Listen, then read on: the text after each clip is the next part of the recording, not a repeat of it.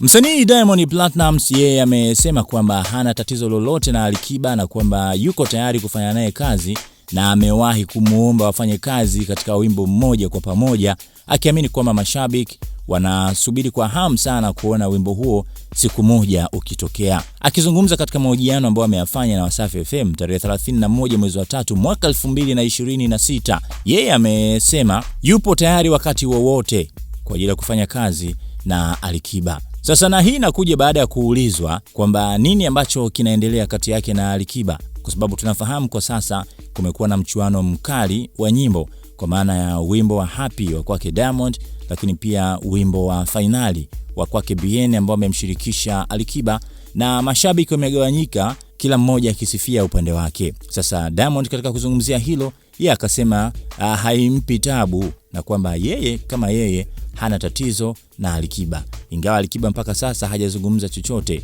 Diamond pia hakueleza ni nini ambacho Alikiba alimjibu baada ya kuonesha nia na jitihada za kutaka wafanye kazi pamoja, na akaeleza hayo tu kwamba yeye hana tatizo, wakati wowote Alikiba atakapokuwa tayari basi watakichafua.